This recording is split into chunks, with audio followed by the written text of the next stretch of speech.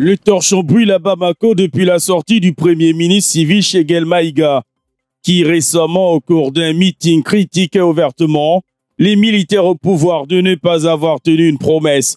La fin de la transition dont l'échéance était fixée au 26 mars dernier, après un premier report. Le Premier ministre, favorable à un retour à l'ordre constitutionnel, s'insurgeait également contre sa mise à l'écart répétée dans la prise de certaines décisions. Visiblement remonté, c'était Sangan qui lâchait ses coups.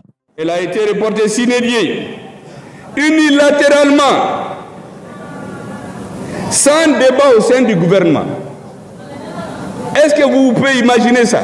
J'ai appris dans les médias que la transition a été reportée, alors que j'ai signé le décret qui met la fin à 2024. Ce n'est pas normal dans un gouvernement. Discours qui semble avoir mis le feu aux poudres, car à la parade de la riposte, les organisations de la société civile, au rang desquelles le collectif pour la défense des militaires, influent soutien du régime, exige sa démission dans un délai de 72 heures pour haute trahison, selon un communiqué lu à la télévision publique.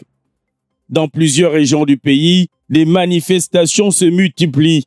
Le 19 novembre, à Kayes, Tombouctou, Gao, Kidal, pour ne citer que cela, des marches pacifiques en soutien à la transition sur fond de dénonciation et d'appel à la démission de celui qui passe désormais pour le traître se sont fortement invités aux cartes postales de ces localités pour dépeindre l'image de Cheguel Maïga, qui, selon les manifestants, constitue un obstacle pour l'unité nationale.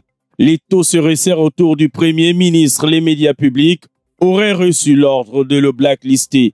Cette sortie des organisations de la société civile proche du pouvoir est cependant un cas d'étude.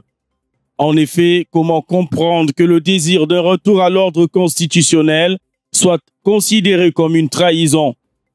Pour le moment, la présidence de la transition malienne est silencieuse, pourtant consciente que ces manifestations pourraient très vite tourner à l'affrontement avec les partisans du Premier ministre, membre de son mouvement M5 RFP.